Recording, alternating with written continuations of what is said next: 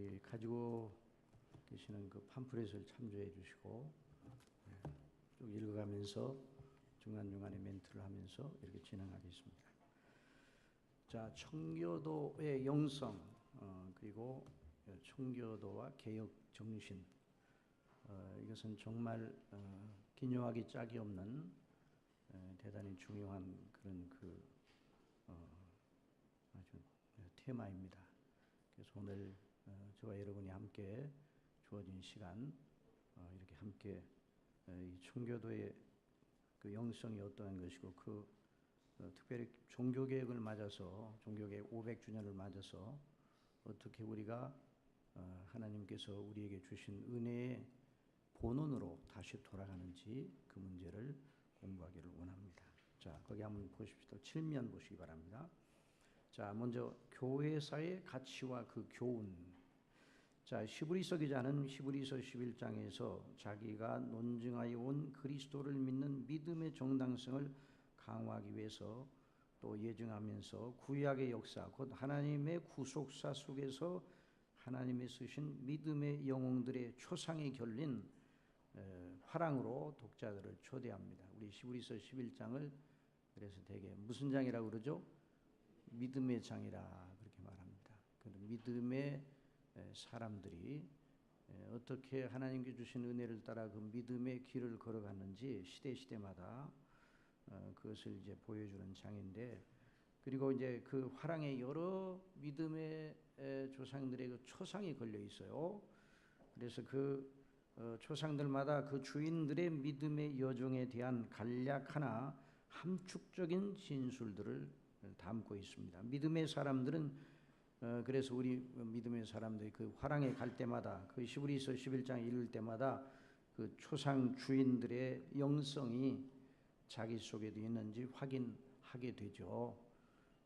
그래서 우리가 다시 우리 자신을 되돌이켜보고 우리는 그런 믿음을 견지하고 있는가 이런 생각도 하고 또 거기서 하나님께서 주시는 은혜를 따라 다시 한번 영적인 도전을 받고 믿음의 용기를 또 재충전받기도 합니다. 로이드 존즈 목사님은 강단에서 우리의 영성의 균형을 위하여서 침체된 그리고 영성을 회복하고 진작시키는 데는 성경과 더불어 교회사의 교훈이 적효하다 그렇게 말했어요. 정말 교회사의 교훈이 너무너무 중요하다는 것이죠. 그래서 늘 그는 교회사가 중요하다 그것을 외쳤습니다. 그는 우리에게 교회사를 통해서 참된 영성의 본보기를 찾는 지혜를 가지라고 늘 강조를 하였어요. 여러분 여기 계신 분들은 로이드 존즈 목사님에 대해서 아시죠? 죄송합니다. 로이드 존즈 목사님 책을 한번 어느 책이든지 읽어보신 분 한번 손 들어보시고. 예. 대부분 읽으셨네요. 그런데 읽으셨더라도 이제 오늘 강의 끝나고 집에 돌아가시면 가지고 계신 책이 있으면 꼭 다시 한번 읽어보시기 바랍니다. 그래서 그분은 하늘나라에 가셨어요. 그런데 하늘에 가셨는데 죽었어요. 죽었지만 계속 말하고 있습니다. 죽었으나 계속 외치고 있어요. 책을 통해서. 또 그분의 사이트가 있어요. 그분의 그 웹사이트에 보면은 1600편의 음성 파일이 있습니다. 그분의 설교에 그 음성 파일이 들어있는 사이트를 알려드릴게요. 한번 적으세요. MLJ 마틴 로이드 존즈의 이니셜 MLJ TRST 트러스트 TRUST 그리고 .org 거기에 들어가 보면 1600편의 로이드 존즈 목사님의 그 육성 설교 녹음이 들어 있습니다. 그래서 참조해 주시기 바랍니다. 그러니까 이제 이 교회사를 통해서 이제 그분은 하나님이 주시는 은혜 속에서 복음을 더 알고 설교자의 길이 무엇인가를 발견한 사람이에요. 이처럼 교회사는 비성경적인 악의 세력의 도전, 그에 대한 성경적인 순수력의 응전이라는 치열한 각축을 보여줍니다. 여러분, 교회사를 우리가 쭉 이렇게 보면은 영적인 치열한 전투가 벌어지고 있는 것을 보여줘요. 그래서 그러한 교회사는 성경적인 진정한 영성의 정체성을 우리에게 분명히 보여줘요. 여러분, 이 세상에서 우리가 믿음을 가진다고 하는 것은 참으로 극난한 일입니다. 우리 이 세상에서 믿음을, 성경이 말하는 대로의 믿음을 가진다는 것은 왜 극난한 거니? 온 세계가 다 반성경적이고 대적하는 세력뿐입니다.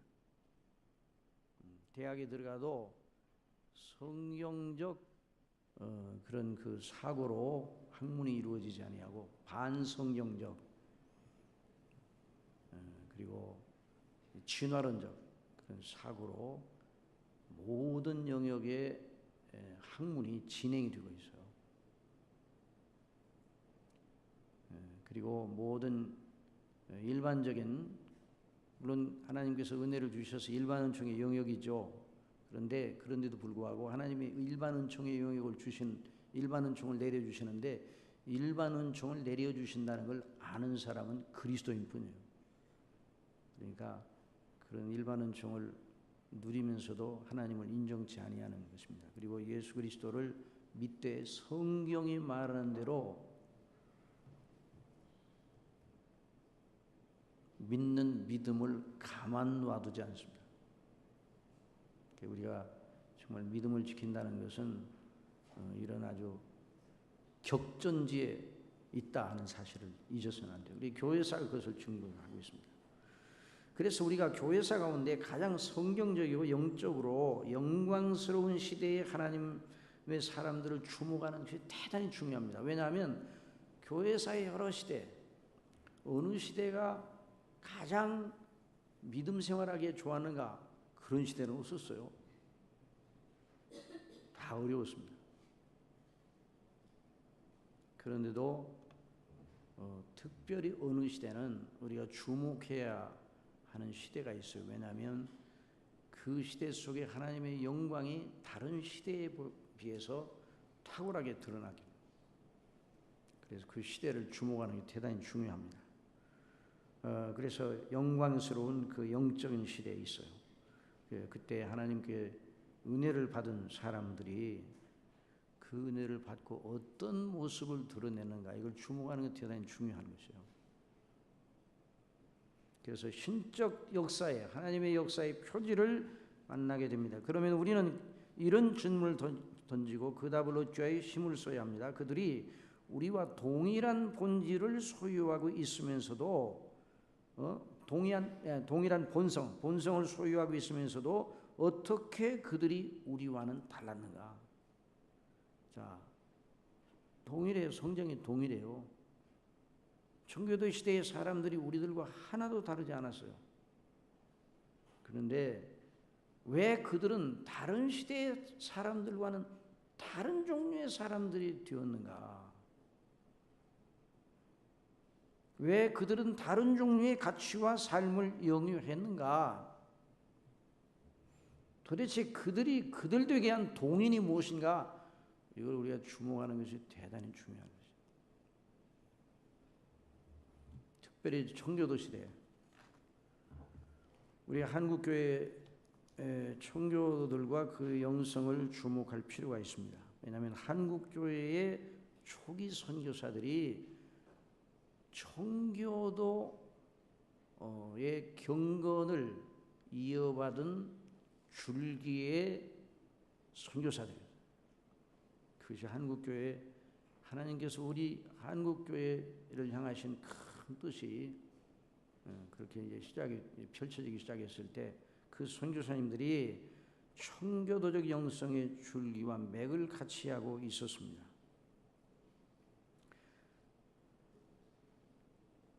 그리고 그렇지 않다 할지라도 청교도들을 우리가 주목해야 되는데 더욱 우리 한국교회는 하나님께서 그런 귀한 은혜를 주셨으니 더 그러합니다. 로이드 존즈 목사님은 자기의 강연록 청교도 신앙 그 계승과 계승자들이라는 그런 그 기원이에요. 그거 잘못해요. 그 기원과 계승자들. 청교도 신앙 그 기원과 계승자들이라는 책이 있어요. 이제 생명의 말씀사에서 번역이 되었습니다. 제가 이제 부족한 종이 번역을 했는데 참 많은 분들이 그 책을 읽었어요. 지금도 그 책이 읽혀지고 있습니다. 그 책을 사시기 바랍니다. 그 책이 있어요? 그 책을 꼭 읽어보시고. 이제 오늘 저는 계속 그걸 강조를 하려고 해요. 책을 읽어야 됩니다. 관건은 책을 읽는 데 있습니다.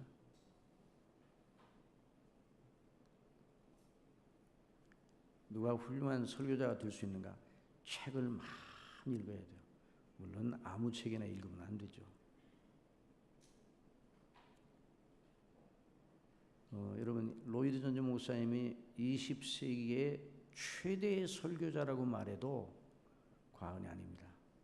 여러 설교자들이 많죠. 그런데 위대한 설교자들 하나님 주셨어요. 그런데 제가 보기에는 성경을 곧이곧대로 강해한 최고의 설교자가 누구냐 이렇게 물어보면 로이드 존즈 목사입니다.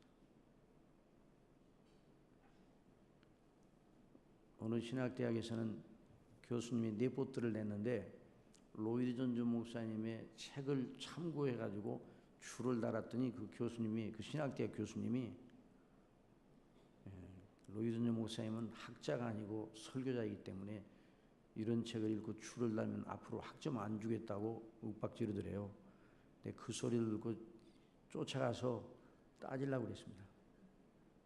여러분 신학이 뭡니까? 신학이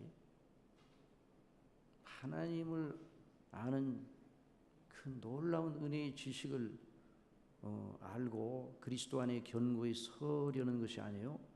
여러분 신학의 열매는 설교입니다. 그러니까 그 신학대학 교수님 그분은 아직도 학생들을 지도하면서 신학의 스피리트가 무엇인지를 모르는 거예요. 여러분 신학의 열매는 뭐라고요? 설교예요. 설교는 왜 합니까? 그리스도 안에서 각 사람을 복음을 증거하고 그리스도 안에서 각 사람을 온전한 자로 세우려는 목적을 가지고 있어요. 개혁주의 신학이 뭔가? 각 사람을 그리스도 안에서 온전히 세우려고 했던 사도 바울의 스피리트를 이어받은 것이 개혁주의예요.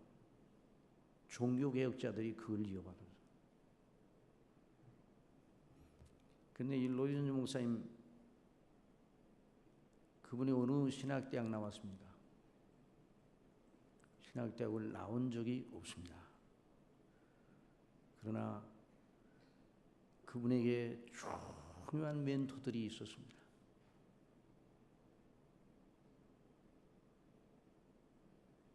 성경은 말할 것도 없고 루터, 칼빈, 청교도 설교자들, 조나단 에드워즈, 조지 휘필드,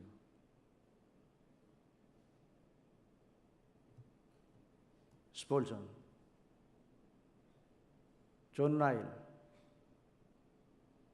이런 분들의 책을 물 마시듯이 읽었어요. 그분은 신학교에 가지 않았지만은 어느 누구보다도 성경이 말하는 사도가 말하는 복음이 무엇인가에 대한 해박한 이해를 가졌습니다. 신학대학을 안 나오는데 어떻게 목사가 됐는가? 웨일즈 장로교단에서 원래 그분이 그 의사 출신이에요. 의사. 흉부에 대한 아주 전문의였어요. 심장에 대한. 그런데 28살에 평신도 설교자로 저 웨일즈의 샌드필드라는 곳에 평신도 설교자로 갔어요. 그때 온 나라가 들썩거렸어요. 왜 그런가 하니 평신도 설교자로 간 로이 존즈가 당시 의학계에서 대단히 총망 있는 그런 의사였어요. 그분의 선생님 토마스 호더라는 선생님이 그 의사 그분이 황실 주치의로 섬기고 있었어요. 그러니까 로이 존즈 목사님도 가만히 있으면 황실 주치의가 될 아주 전망이 아주 선명한 그런 사람이었어요. 그런데 그걸 내던지고 저 탄광촌, 웨일즈의 끝자락에 있는 탄광촌과 부두가 껴있는 그곳에 평신도 설교자로 갔어요. 그 교회 목사가 없어서 갔을 때 신문 기자들이 뭐라고 그러는 거 아니? 이건 분명히 허비라 그랬어요. 예를 들어서 이제 학교 선생님을 하다가 설교자로 갔다 그러면 조금 그것도 좀 심하지만 좀 덜 하겠는데 의사, 그 황실 주치가 될 만한 의사가 그래 뭐가 아쉽다고 그걸 내던지고 설교자로 갔는가? 그럴 때 이 로이 존즈 목사님 뭐라고 그러는가? 내가 허비라고? 그럼 예수 그리스도께서 우리를 위하여 피 흘려 죽으신, 그래서 우리를 죄 가운데서 구속해내신 그 허비에 비하면 어느 것도 주님을 위하여 드리는 건 허비가 될 수 없다. 절대로 허비가 아니라고.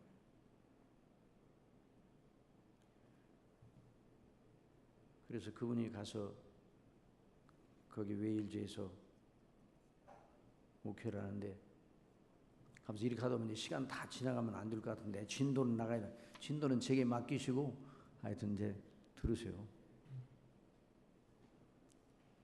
왜 이제 청교도 영성을 말하면서 왜 로이 존즈 말하는가? 로이 존즈 목사님은 20세기 사람이에요. 청교도들은 16, 17세기의 사람들이에요. 이제 청교도가 뭔가는 뒤에서 배우겠지만 그런데 왜 그것이 하나의 연결되어 있어요. 그러니까 청교도들에게 역사하셨던 그 하나님이 로이 존즈 목사님에게 역사하신 것이에요. 그 하나님께서 저와 여러분을 부르셨습니다. 이 시대 속에. 그러니까 청교도들 속의 영광을 드러내신 분이 로이 존즈 목사님 통해서 그 말씀을 통해 강론을 통해 설교를 통해 그 영광을 드러내게 하셨어요. 그리고 오늘 우리가 이 시대를 섬기는 주의 복음의 종들로서 그 하나님께서 동일하신 그 하나님, 어제나 오늘이나 영원토록 동일하신 그 예수님이 저와 여러분 속에서 청교도들 속에서 역사하시는 그 방식 그대로 역사하시기를 원하십니다. 아니 역사하시는데 우리가 그것을 유념하지 아니하고 다른 걸 위해 지금 야단이 났어요.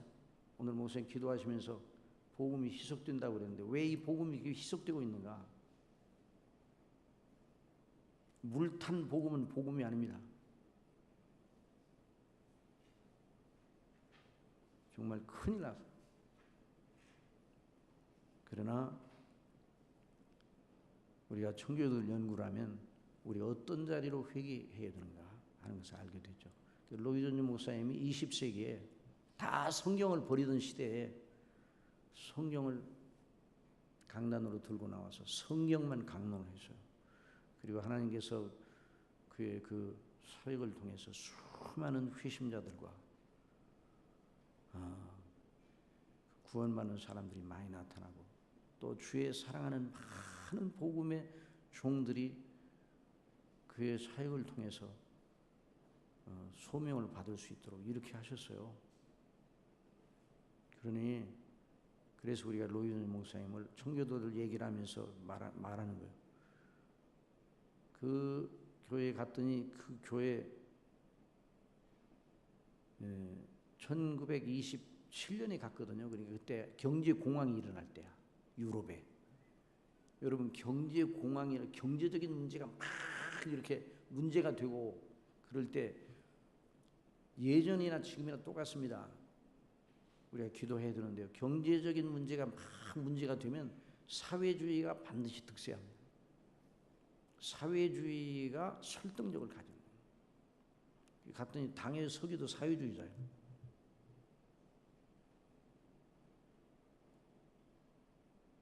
근데 이분이 가서 11년 동안 거기 계셨는데 거기 가보니까 술고래들이 많아. 보너스를 술로 줘요. 그러니까 술고래들이 더 고래가 되는 거예요. 근데 그 목사님이 11년 목회를 하신 다음에 웨스트민스터 채플로 청병을 받아서 갈 때 이사를 하는데 그 목사님의 서재에서 술병이 많이 나왔어요. 그래서 목사님께서 설교가 끝나고 주일 지나고 밤에 홀짝홀짝 마신 술병인가? 그러면 그런 설교자가 될 수가 없어요. 그럴 리가 없죠. 그럼 그게 무슨 술병인가? 술고래들이 그 목사님의 교회에 참석했다가 성령의 역사로 회심을 했어요.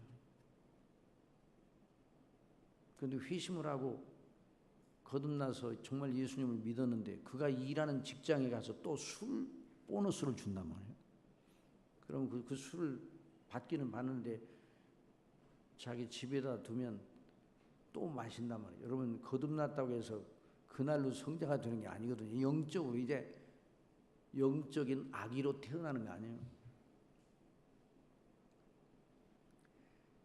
그래서 목사님한테 그 술병을 가지고 옵니다.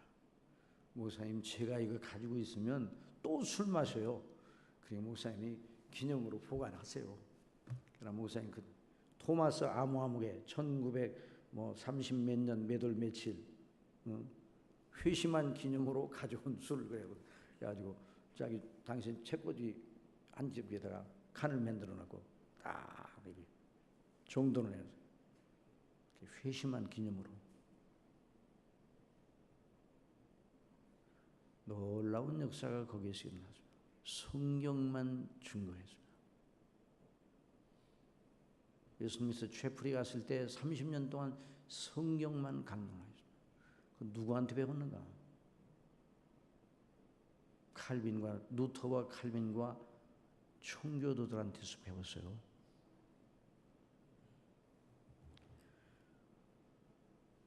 여러분 개혁주의가 무엇입니까? 종교개혁의 정신을 구현하는 것이 개혁주의예요. 종교개혁의 스피릿은 무엇인가? 그 정신은 무엇인가? 그 밑에 보십시다. 그래서 그들은 역사상 가장 성경적인 사람들로 여겨지는 청교도들의 영성을 주목하는데 그들은 종교개혁의 태풍이 불어닥쳐 기존 가치와 권위의 붕괴. 그러니까 여러분 종교개혁이 뭔가 권위의 싸움이에요. 권위의 싸움. 뭐의 싸움이라고요? 권위의 싸움이에요. 권위. 어느 게 정말 진정한 권위인가? 이것이 문제예요. 하나님은 눈에 보이지 않으십니다. 하나님 눈에 보이게 좀 나타내 주세요. 그래도 안 나타내 주셔요. 그런데 하나님께서 당신 자신을 나타내셨어요. 그 권위 있는 표준이 무엇인가? 하나님께서 당신 자신을 나타내시고 말씀하신 권위 있는 표준이 무엇인가? 그게 바로 성경이라는 거예요. 로마 캐톨릭 중세 천년의 권위 대단한 권위였어요. 여러분 중세 천년의 권위가 어느 정도의 권위였는가 하니 교황권이 세속권을 장악하고 있었어요. 교회에서 황제를 세워가지고요. 교회에서 그리고 나중에 그 교황권이 세속권을 장악하고 있었어요. 그러니까 얼마나 권위가 막강합니까? 대단하죠. 여러분 예를 들어서 대한예수교 장로회 총회에서 대통령을 뽑는다고 그래봐요. 그럼 좋겠어 안 좋겠어요? 대단한 일이 벌어지는 거 아니에요? 그렇게 되면? 그런데 그게 대단한 것인가 아닌 거는 그게 좋은 의미의 대단한 것이어야 돼야지 나쁜 의미의 대단한 것이 되면 안 되는 거예요. 그런데 중세 교회가 얼마나 세력을 갖추고 있었는지 교황이 황제권을 인정하지 않으면 황제가 안 됐습니다.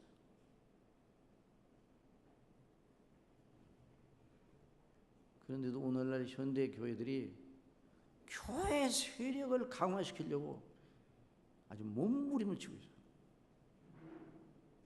성장주의.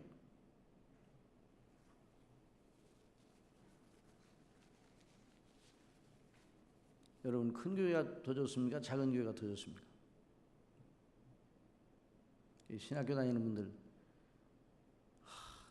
베드로가 한 번 설교했더니 몇 명이 회개했다고요? 3,000명이 회개했다는 것만 생각해. 그래서 그런 일이 내 목회도 일어났으면 좋겠다.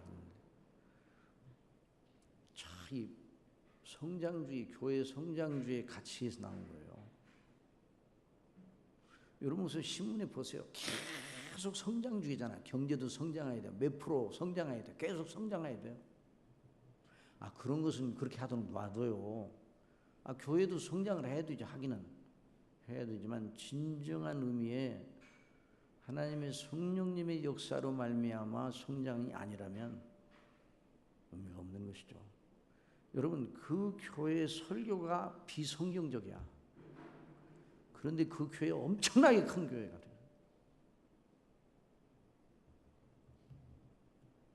그 교회에 대해서 어떻게 평가해야 돼요? 개혁주의 스피리트는 뭐예요? 성경을 권위로 하여 성경에 비추어 성경이 말하는 대로 비추어서 아니면 아닌 거예요. 대단한데 놔둬요. 아니에요. 그건 그걸 알아야 돼요. 권위에 대한 문제예요. 성경의 절대 권위로의 회귀가 바로 종교개혁의 스피리트예요.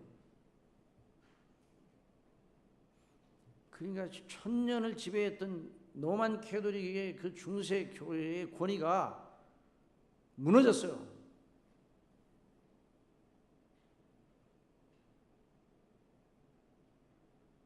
루터 이전에 그런 구름을 하나님께서 일으키셔서 그리고 루터가 종교개혁을 한 건 아니에요. 루터를 하나님이 사용하신 것이죠.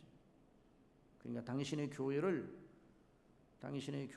로만 캐톨릭의 비성경적이고 반복음적이고 그런 데서 벗어나서 끄집어내서 당신의 교회를 찾으신 거예요. 바로 종교개혁은. 그 권위 어떤 권위? 당신의 말씀의 권위 아래로 돌아가게 한 게 바로 종교개혁입니다.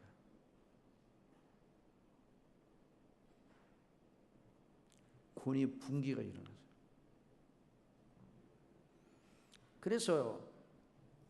그래서 16세기, 17세기의 중엽에 이르는 영국 역사의 격동기 속에서 이 청교도들은 어디 나라 사람들이 얘기하여? 영국, 잉글랜드, 또 나중에 이제 스코틀랜드. 그러니까 영국에서 일어난 하나의 무브먼트인데 이 무브먼트에 대해 우리가 잘 배울 필요가 있는 것은 종교개혁의 스피리트를, 종교개혁의 정신을 가장 적확하게 적용하려고 애썼던 사람들이 바로 청교도들이에요. 그래서 청교도들의 가치는 예전에 있었던 역사의 어떤 이전에 있었던 하나의 구물이 아니라 오늘날도 여전히 우리가 주목해야 하는 놀라운 가치입니다. 성령께서 오늘도 그 스피릿들을 우리에게 주시려고 하는 것이에요.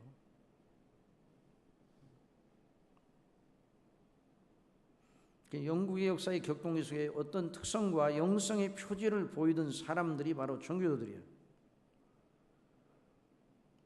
자, 우리 그 주를 보십시다. 주. 관점의 다양성 때문에 청교도 시대를 정확하게 구분하기가 쉽지 않다. 그러나 일반적으로 가장 우세한 관점에 따르면 엘리자베스 1세가 즉위하는 즉시 국왕은 영국 국교회의 수장임을 천명하고 법제화했어요. 그걸 반포를 했어요.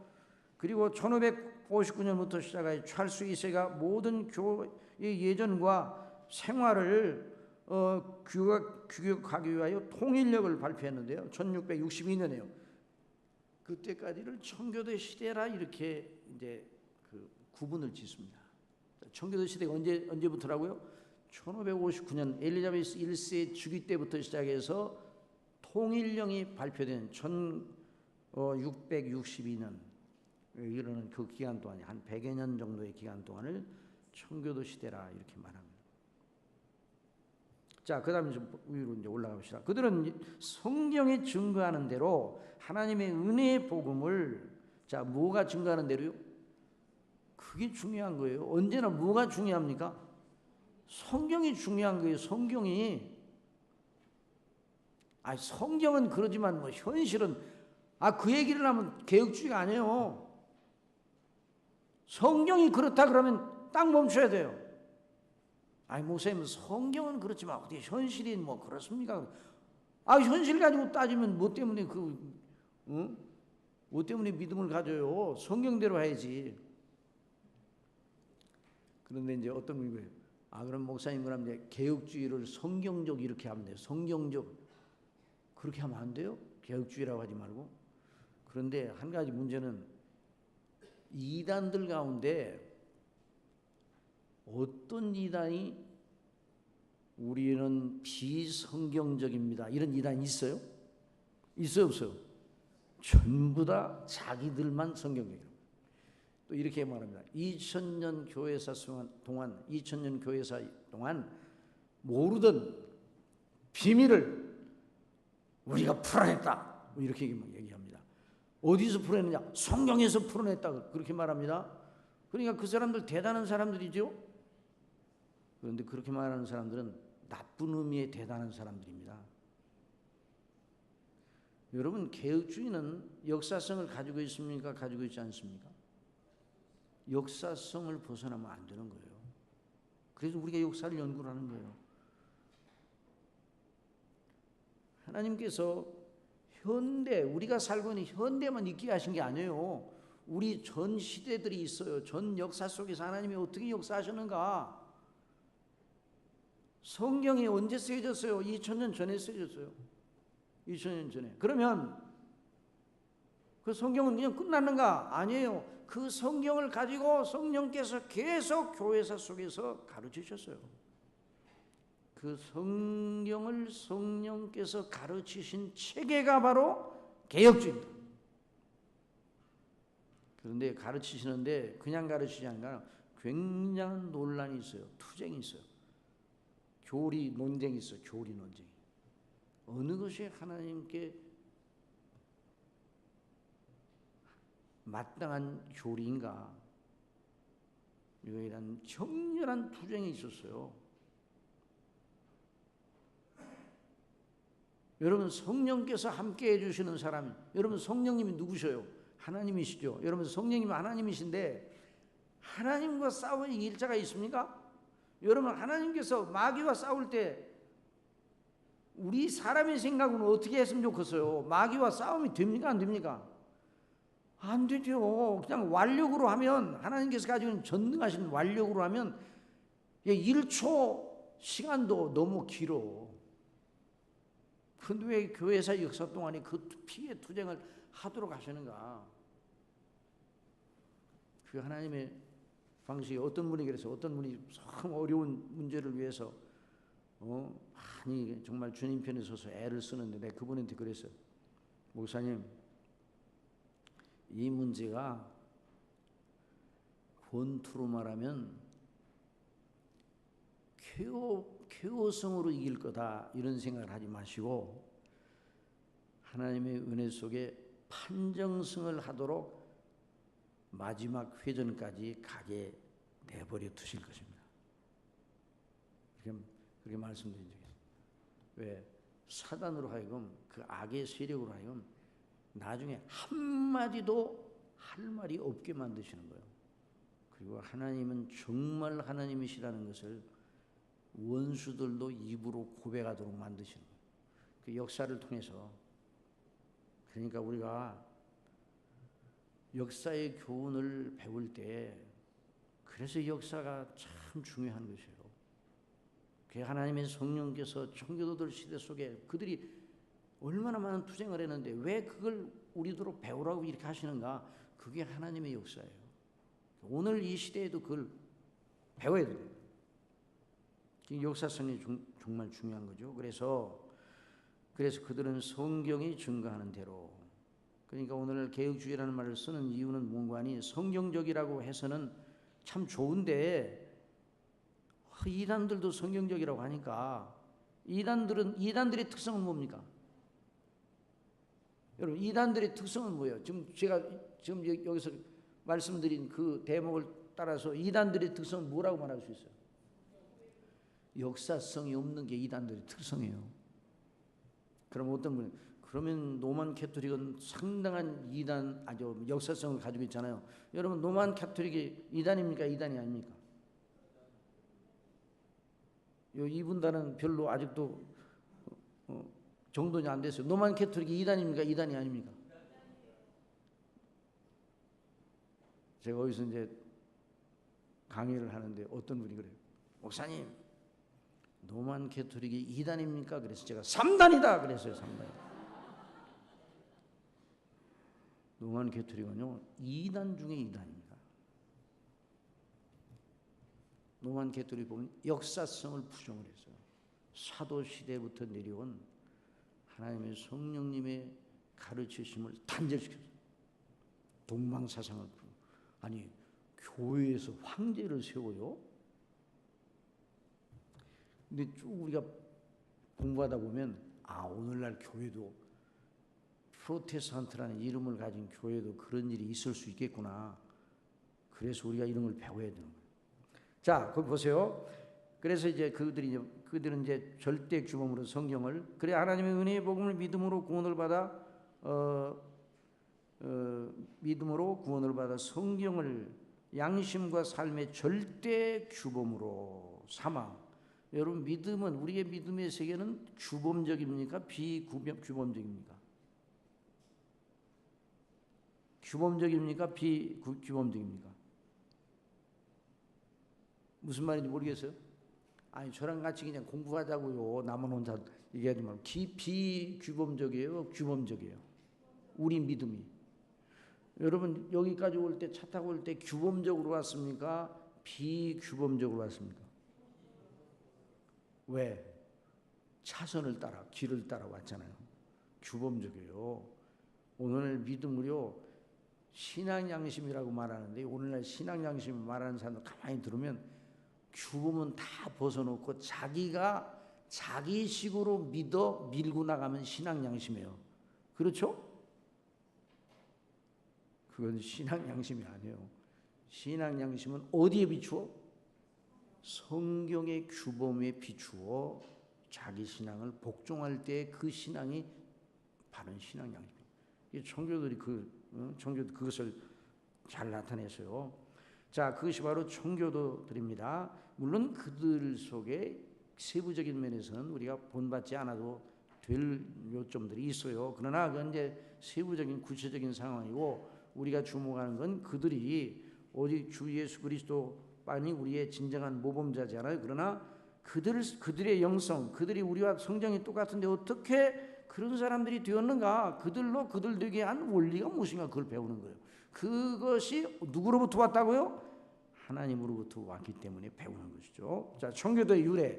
자, 청교도들을 많이 이제 배우면서도 청교도 하면서도 이 청교도라는 말이 어디서 나왔는가 유래를 좀 보세요.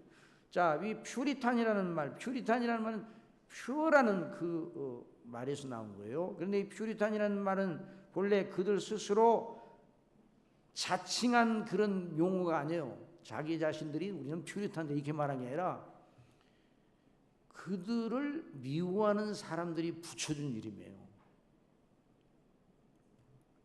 그러니까 이런 식이야.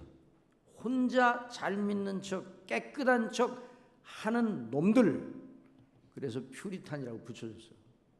그런데 그 이름이 지금은 영예롭잖아요. 영예로운 이름이 됐어요. 네?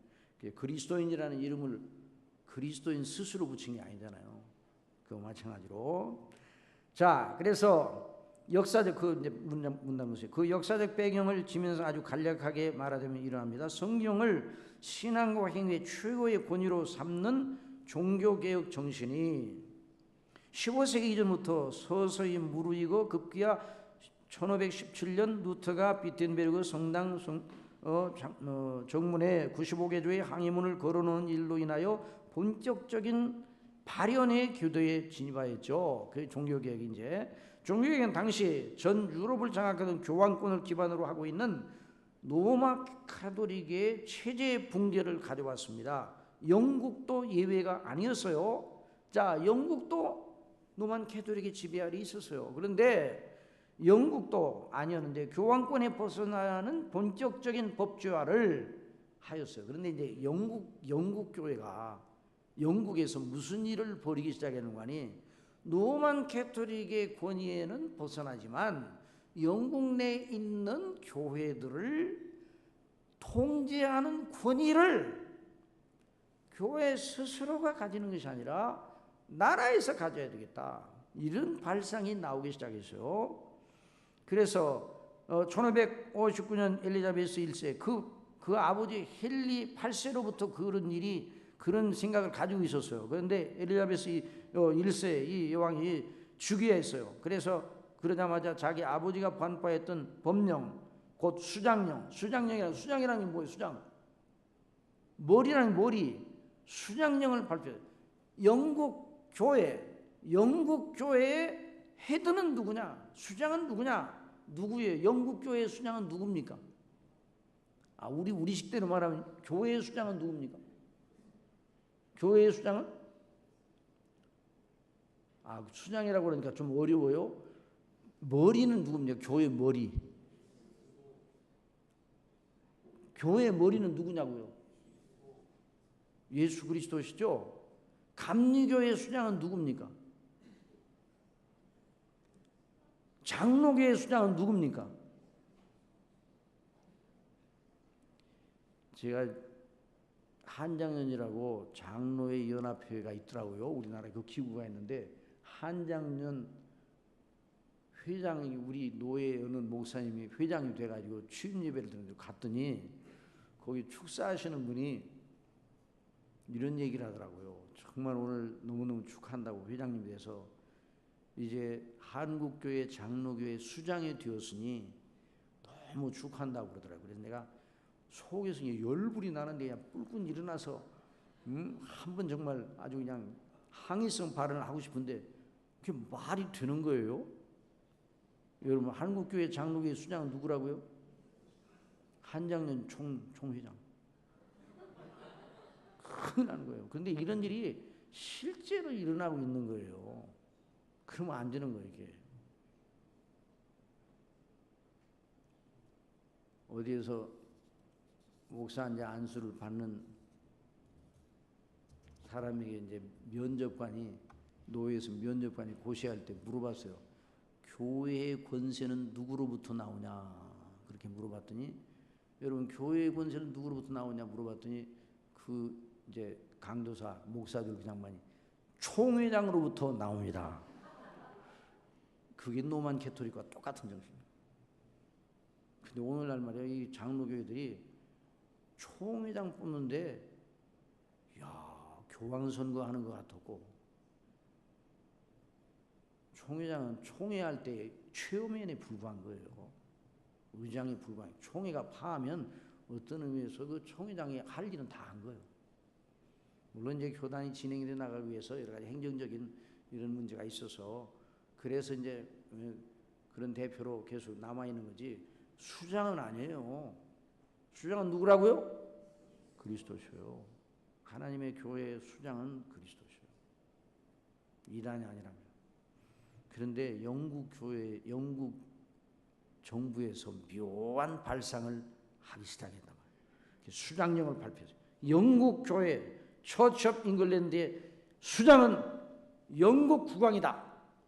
이걸 엘리자베스 1세 이 대단한 여자요. 역사 속에 아주 대단한 여자 이 사람이. 그런데 그러니까 수장령을 발표해. 그 법령은 로마 교회의 교황주의의 분리를 가시화하기는 했으나 국가 권력이 교회의 통제력을 행사할 기반을 주는 것이었어요. 그러니까 로마 캐톨릭의 스피리트나 별 다른 것이 없어요. 모양만 바꿨어요. 여러분 교회의 머리는 그리스도신데 그래서 종교개혁 정신에 충실한 이들 성경대로 믿어야 된다. 성령의 인도하심을 받으며 성경의 절대 권위에 복종하는 것이 믿음이다라고 생각하는 사람들의 심령 속에 무슨 말이야? 그건 아닌데? 이런 프로테스트 이런 반발이 나왔어요. 이런 저항이 나왔어요. 이런 저항은 나와야 돼요? 안 나와야 돼요? 나와야 돼요? 안 나와야 돼요? 나와야 되는 거예요.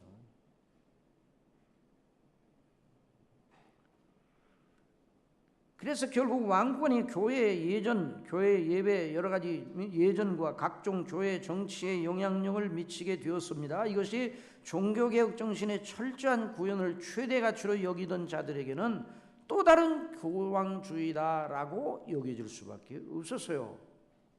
그래서 신앙 양심에 따른 저항을 보이기 시작했습니다.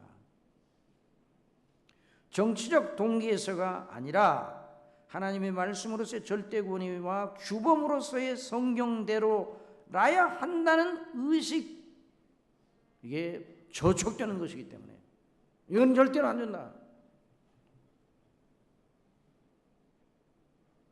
그래서 그들의 저항이 불가피하게 일어났습니다. 그러나 이런 저항은 왕권주의자들에게는 국왕권에 대한 정면 도전으로 보았습니다.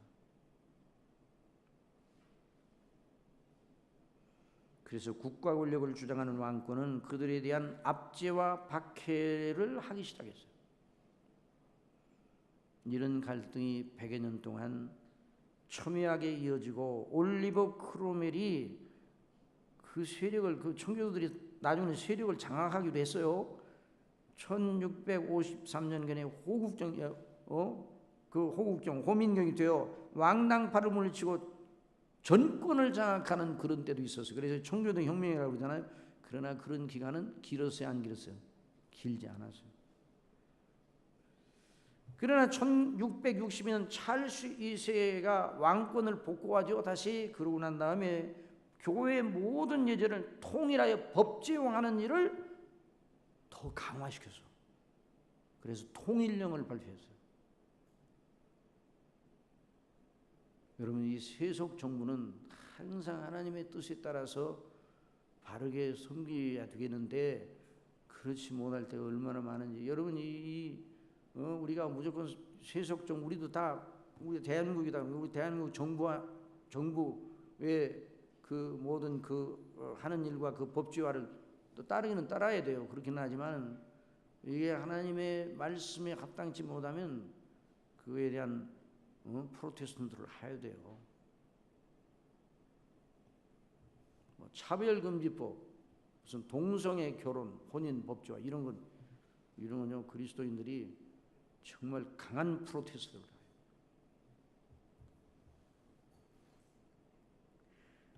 자, 그래서 그 통일령을 발표한 이에 불응하는 이들을 추방하기 시작했어요. 그래서 추방령을 발표해. 추방령. 그래서 추방령에 의해서 무려 2천여 명의 청교도 설교자들, 목사들이 강단에서 쫓겨났습니다. 여러분, 그러니까 그 당시 세력이 강했어요? 작았어요? 강했죠. 2천여 명의 설교자들. 오늘 한국 교회가 200여 명의 청교도 설교자들이 200여 명의 이런 정신을 가진 설교자들이 200여 명만 된다 그래도 오늘날은 많이 달라질 것입니다.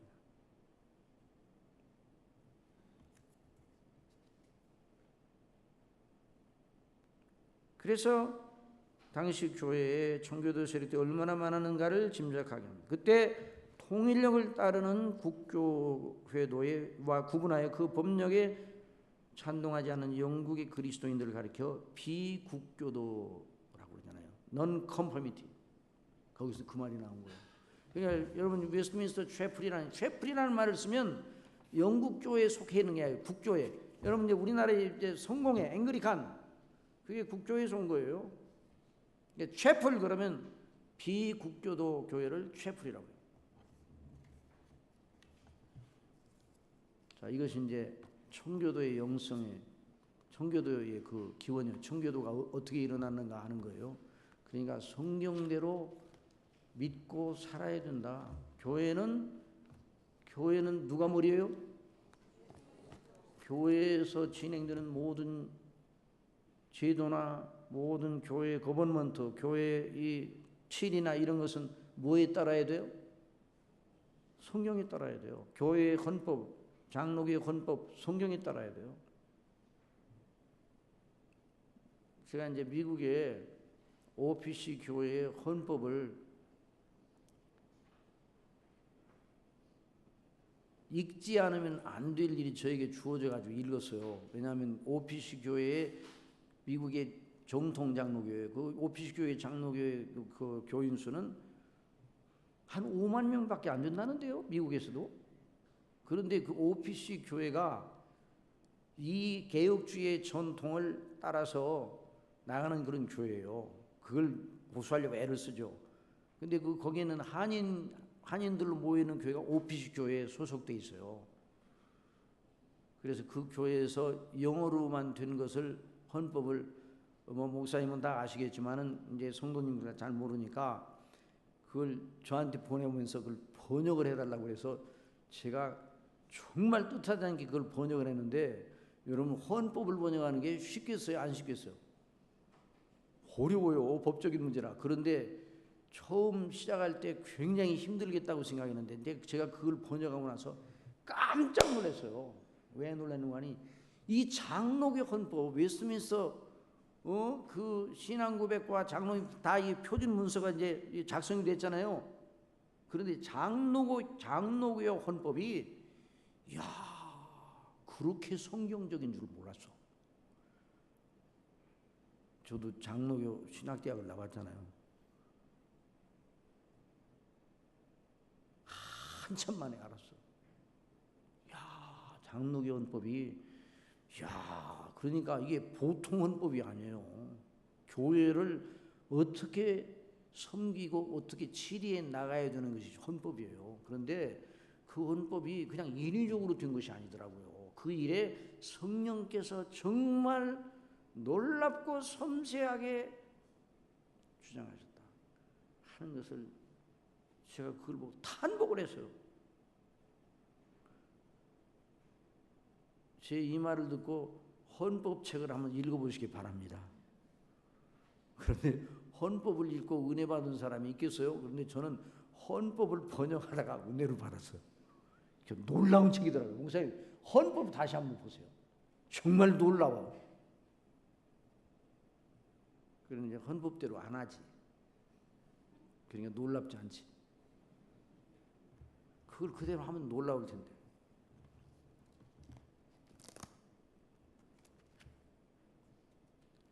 이게 청교도는 누군가 초대교회 사도가 전한 복음대로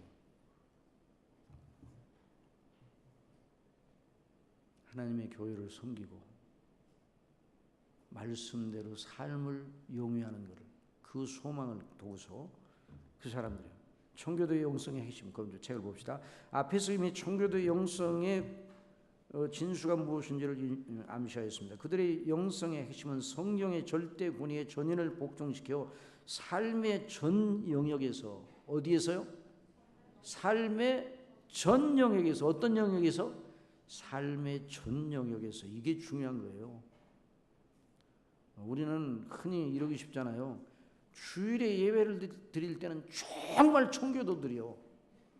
그런데 예배를 끝마치고 교회당 밖을 나가면 주님 다음 주일에 또 뵙시다. 그러고 나간단 말이에요.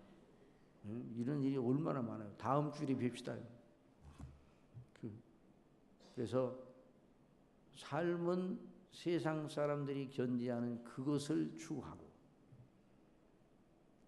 교회 주일에 오면은 그리스도인이라고 신앙 고백을 하고, 이것은 청교도들과 멀었다 이 말이에요. 이건 아니란 말이에요. 자, 여기 보세요. 자, 우리가 나 연약하니까 그런데 이제 그걸 뚫고 이겨야 되죠. 자, 로이드 목사는 그의 청교도 신앙 그 기원과 계승에서 청교도 영성의 시발과 발음과 확장의 기저에 성경에 입각한 참된 교회관이 있음을 지적합니다. 뭐가 있다고요? 참된 교회가 있어요. 여러분, 교회가 바르게 되면, 여러분 교회가 성경대로 되면 놀라운 일이 일어납니다.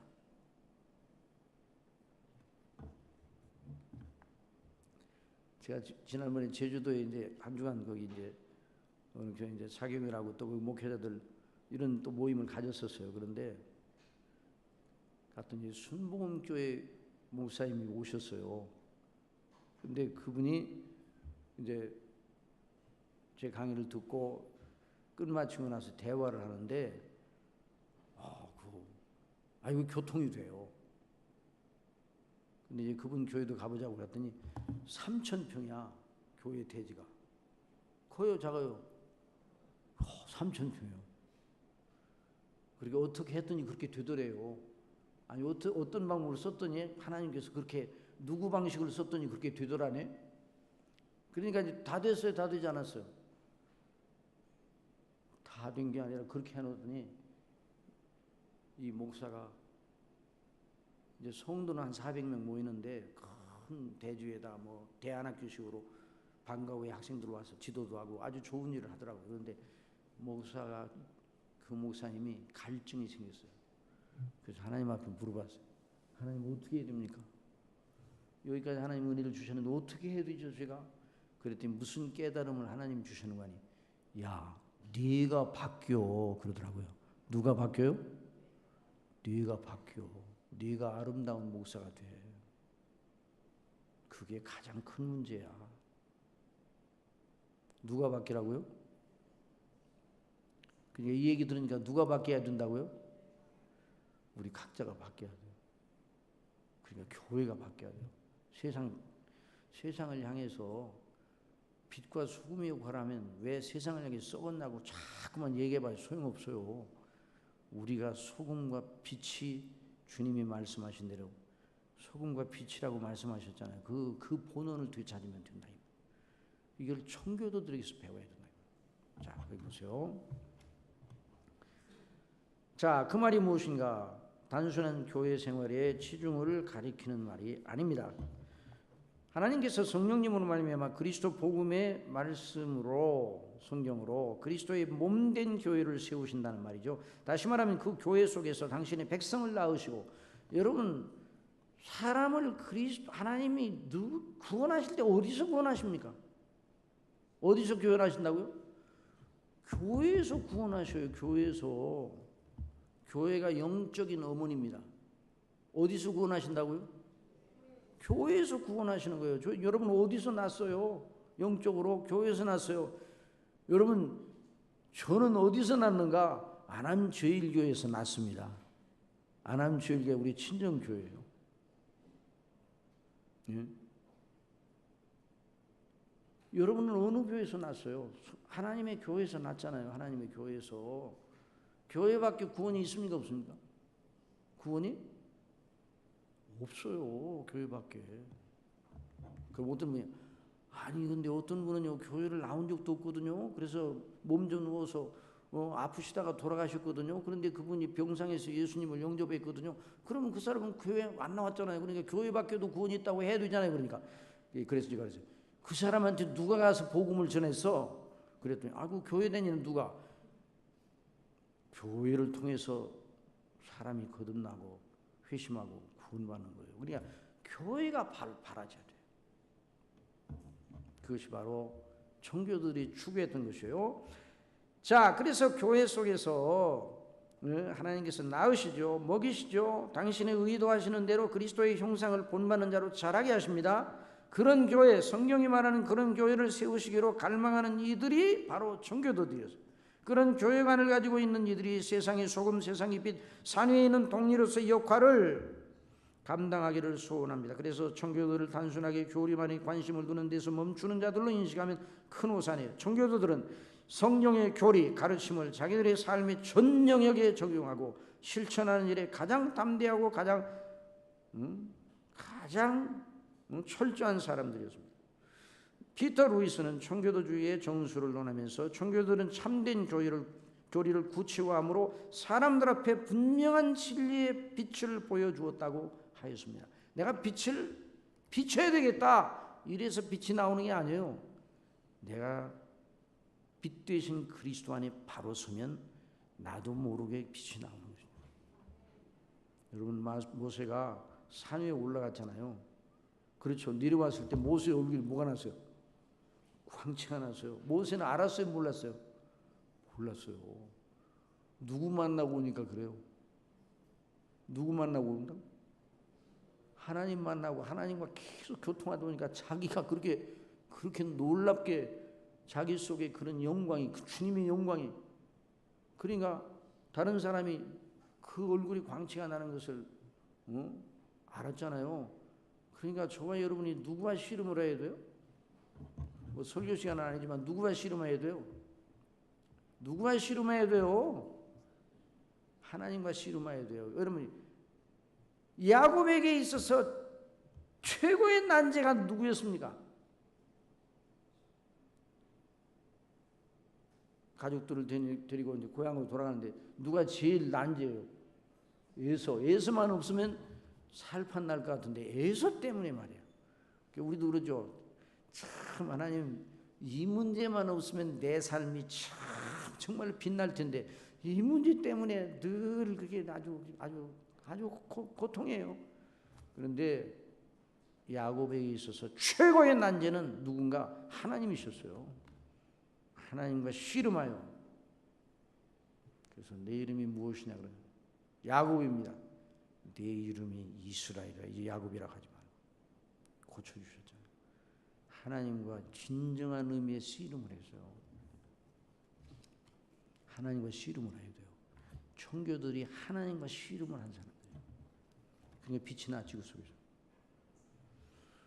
그래서 청교도는 교리를 자기 삶에 철저하게, 피터 루이스는 청교도의 정수를 말하면서 그렇게 말했어요. 그것은 목회자들과 일반 성도를 성교도들이 다 같이 가진 관점이에요. 여러분 목회자가 더 죄인입니까? 성도들이 더 죄인입니까? 여러분 저한테 제가 물어보겠습니다. 여러분이 더 죄인입니까? 제가 더 죄인입니까? 우리 성도들한테 물어봤어요. 제가 더 죄인입니까? 여러분이 더 죄인입니까? 그러니까 목사님이 더 죄인입니다. 그렇게 대답하려고 그래서 한참 웃었는데 왜 웃었는가 하니 누가 죄인이에요? 여러분 이 설교자가 설교를 한다는 건 더 낫기 때문에 설교를 하는 게 아니에요. 여러분 신학교 다니는 여러분들이 여러분이 낫기 때문에 다른 사람보다 더 낫기 때문에 소명을 주신 게 아니에요. 왜 나 같은 자를 세워 설교자로 세우는지 난 알 수 없도다요. 설교는 죄인이 죄인에게 하나님의 복음을 증거하는 거예요. 리차드 웨스턴은 설교는 무엇인가? 한 죽어가는 사람이 다른 죽어가는 사람에게, 한 죽어가는 죄인이 다른 죽어가는 죄인에게 마지막으로 증거하는 복음을 증거하듯이 설교해야 된다 그랬어요. 설교가. 그러니까 죄인이 죄인에게 말씀을 증거하는 게 바로 설교예요. 그 제도를 누가 세우셨는가? 하나님이 세우셨어요. 천사들을 세우셨으면 얼마나 좋아요. 우리가 생각하기에는 그렇게 안 하셨단 말이에요. 그러니까 이 피터 루이스는 교회론에 치중하면서 그래서 쭉 지나가면 피터 루이스는 저 밑에 이 청교도주의 핵심을 확장시켜 논하는 그 저서에서 세 가지로 구분하여 말합니다. 그것은 동떨어지는 것이 아니라 유기적인 한 체계입니다. 그러니까 설교자나 성도들이나 구분이 없는 것이 사실 하나님 앞에 똑같은 죄인이에요. 똑같은 죄인이고 똑같이 은혜를 받고 하나님의 나라의 백성들이잖아요. 다만 이 땅에 있는 동안 은사를 따라 소명을 따라 그런 구분이 있는 거죠. 그러니까 사실 성직자와 병신도 이런 말은 왜 장로교에서나 이 청교도 이 개혁주의에서 써서는 안 되는 거예요. 사실은 어떤 분은 이러대. 나는 목사인데 내가 목사가 여러분들하고는 좀 다르지. 목사가 그렇게 죄를 많이 짓고서 여러분보다는 덜 짓지. 그러니까 내 말을 들어라. 그 말이 맞은 말이요? 말도 안 되는 소리요. 하나님 앞에 우리는 죄인이에요. 우리 성도들한테도 물어봤어요. 누가 죄인 중에 괴수냐 그랬더니 다 같이 대답합니다. 사도 바울입니다. 사도 바울이 죄인 중에 괴수죠. 성경대로 하면. 그런데 누가 죄인 중에 괴수예요? 내가 다 죄인 중에 괴수예요. 사도 바울이요 아주 속된 말로 망나니처럼 산 사람이 아니에요. 최고 지성적으로 산 사람이에요. 율법대로 살려고 애를 쓴 사람. 율법의 의로는 흠이 없도다. 이런 말을 할 정도의 사람이었어요. 그런데 나중에 나는 죄인 중에 괴수다. 예수님 믿는 사람 잡아서 옥에 가두는 일에 앞장섰다고 그래서 그런가? 아니에요. 사도 바울은 모든 우리 속에 있는 전체가 부패했다는 걸 알았어요. 자, 그래서 이제 세 가지는 강단 위의 청교도 한번 따라합시다. 강단 위의 청교도, 회중석의 청교도, 개인의 경건 생활 속에서의 청교도. 이걸 나누어서 설명하는 것이 사실은 하나예요. 하나. 강단 위의 청교도란 당시 성령을 강의하고 설교하고 그 복음을 따라 자신을 드리고 회중을 향하여 말씀을 선포하는 위대한 설교자들을 가리키는데요. 야, 청교도 시대의 설교자들의 설교를 읽어야 돼요. 그걸 읽으라고 해도 참 말을 안 들어요. 여러분 책을 읽어야 돼요? 안 읽어야 돼요? 읽어야 돼요. 읽어야 돼요. 책 읽는 노하우를 여러분에게 가르쳐 드릴까요? 예? 그래도 가르쳐 주고 싶은 생각 별로 없어요. 왜 그런 거니? 이걸 가르쳐 줘도 안 하더라고요. 그러나 여러분 꼭 하세요. 아시겠어요? 요즘 전부 다 핸드폰이 그냥 지하철 타서 보니까 전부 다 바라보죠. 동창회를 모이는데 전부 다 동창 얼굴을 안 보라고 요것만 바라보고. 그러지 말고 책을 읽어야 돼요. 책을. 어린아이들을 학습을 시키는데요. 인쇄된 글자를 책을 읽는 연습을 어릴 때부터 계속해야 돼요. 그러면 우등생 됩니다.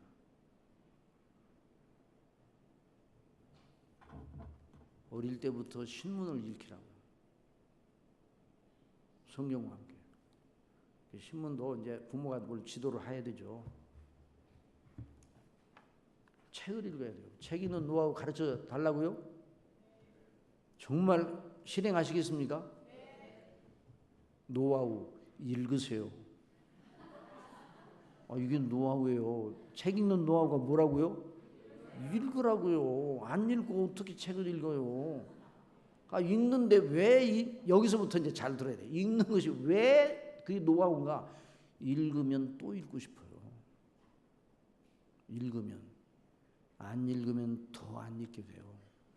1페이지를 읽으면요 2페이지를 읽을 수 있는 호기심과 능력이 생겨요. 아시겠어요? 그리고 책은 정죄되어 있는 게 아니에요. 제가 그래서요 신학생들한테 유학 가려고 하지 말고 내가 하라는 대로만 해. 그럼 뭐 어떻게 하면 돼요? 우리나라에 번역된 기독교 고전 300권만 읽어. 그럼 유학 가는 것보다 훨씬 나아.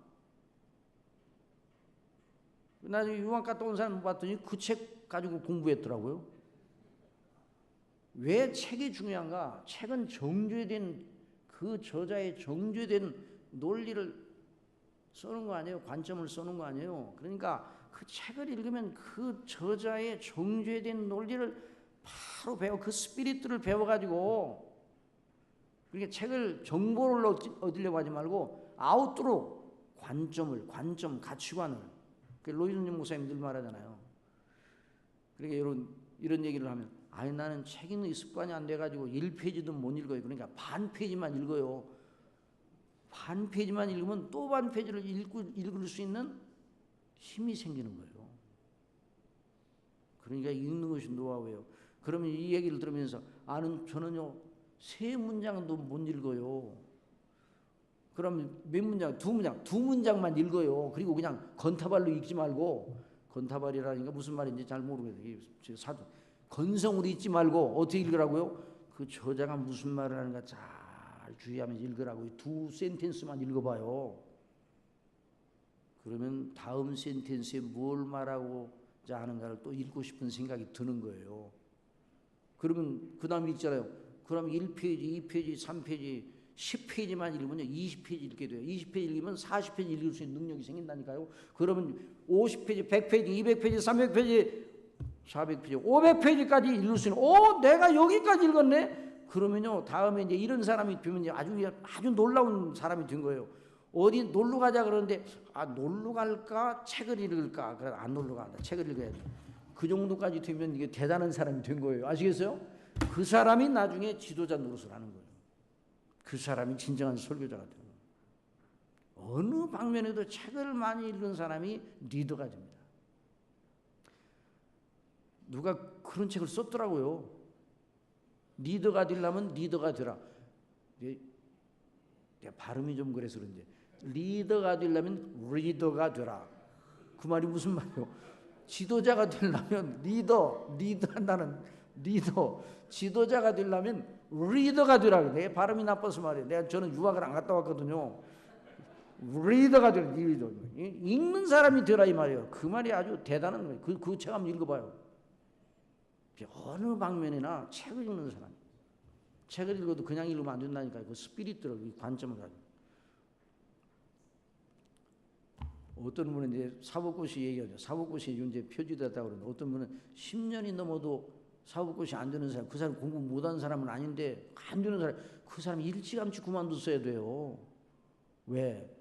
책을 읽어도 그 책에서 말하는 스피릿들을 알아야 되는데, 그러니까 그 스피릿들을 안 사람은 대학교 졸업하기 전에 되는 사람도 있어요. 그러니까 이 성경이 말하는 이 스피릿, 성령의 인도하심을 따라 책을 읽으시기 바랍니다. 책을 정말 사시기 바랍니다.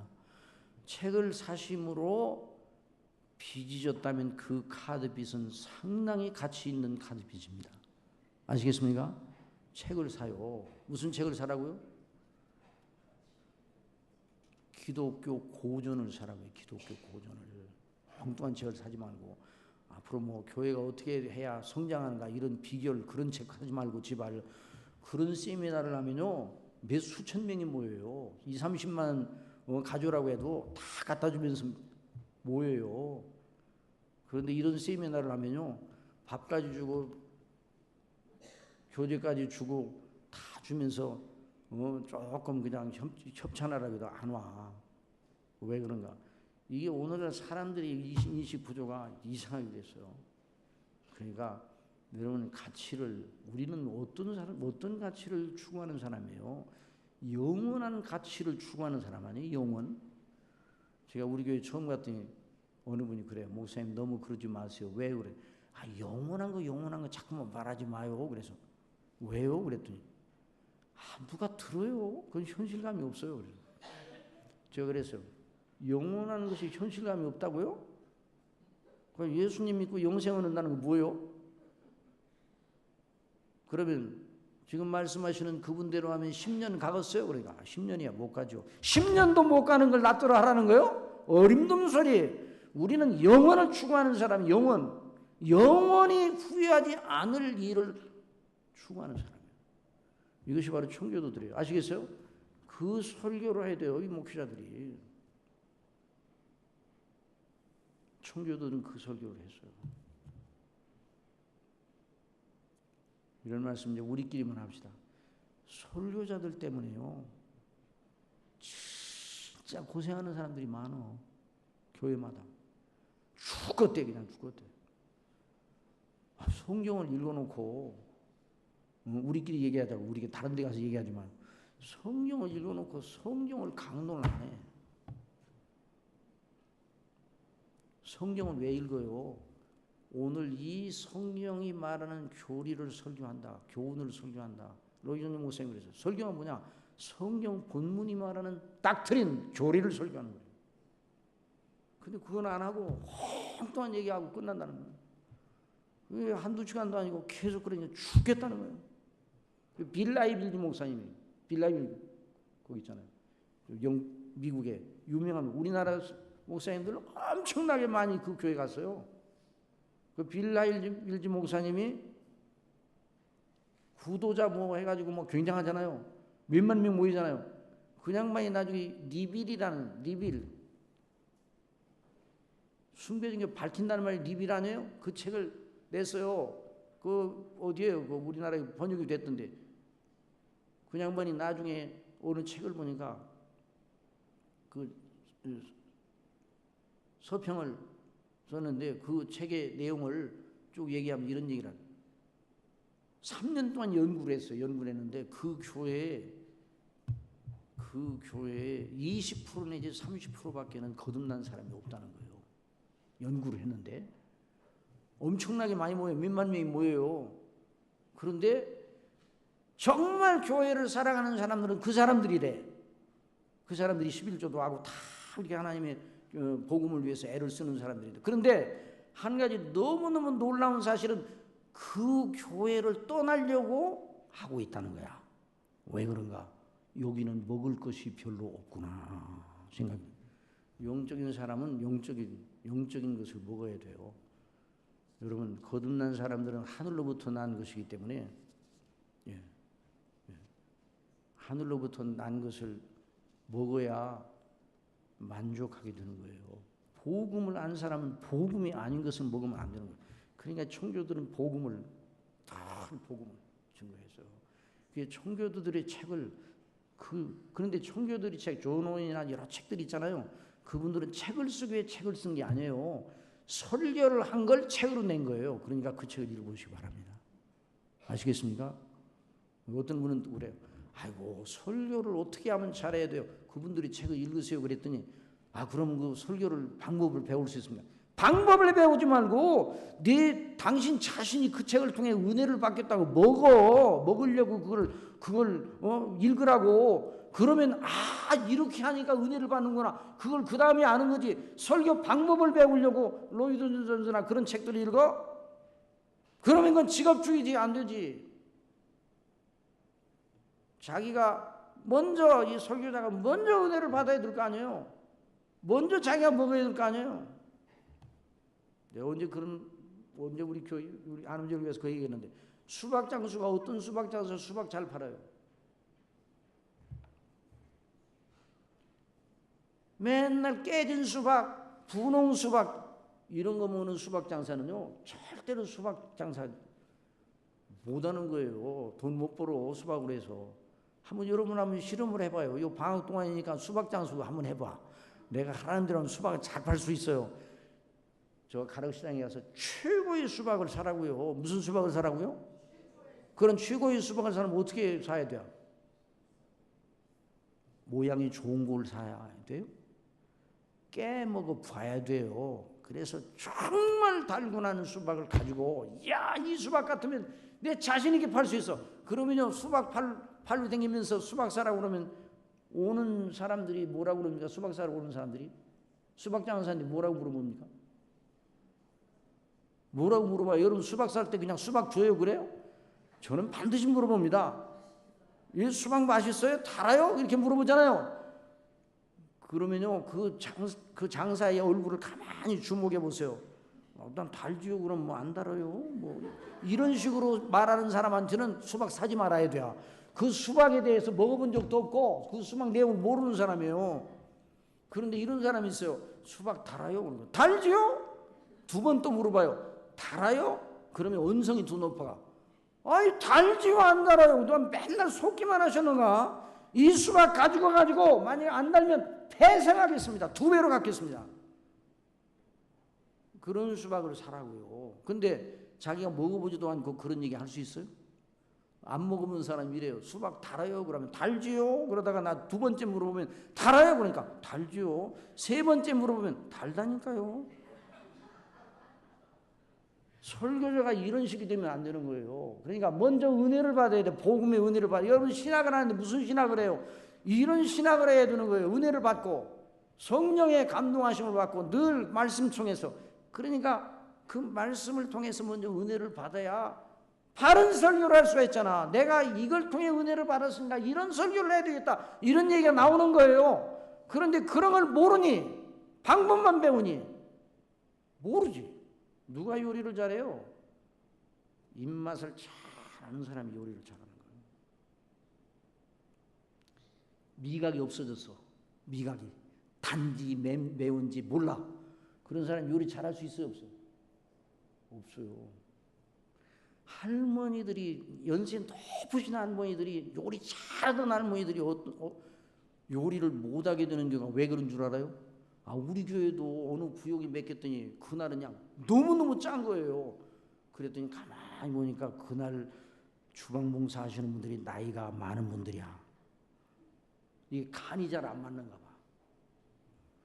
왜 이런 말 하는가?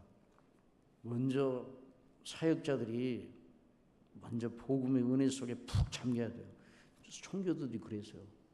그리고 회중들이 그 은혜를 받기 위해서 애를 썼고, 그리고 그 은혜를 받은 대로 삶의 영역에서 적용시키려고 애를 써요. 그러니까 설교는 한번 여러분이 묻겠습니다. 설교는 설교자들만의 일입니까? 회중들의 일도 됩니까? 누가 설교하는가? 설교자가 설교하죠. 그런데 회중들도 똑같은 복음의 영광을 바라보고 사실 교회가 설교하는 거예요. 설교자를 통해서 교회가 설교를 하는 거예요. 교회 회중 전체가 그 말씀을 광포하고 먹고 함께 아멘으로 하는 거예요. 그때 이제 그렇게 성령께 역사를 하시는 거예요. 그러니까 설교자들이 회중들을 통해서 힘을 얻고 설교하다가 그렇잖아요. 그래 이리로 돌아가야 돼요. 오늘은 그런데 정말 설교 성경이 말하는 대로 설교가 아닌데도 감동을 받는 감동의 물결이에요, 물결. 그건 기독교 설교가 아니에요. 거기에 성령께서 회심하여 진정한 회개와 구원을 일으키는 일은 없습니다.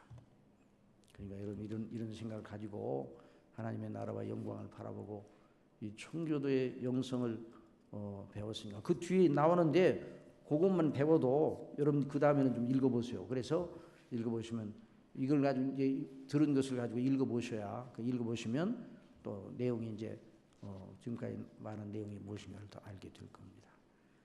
예, 여기까지.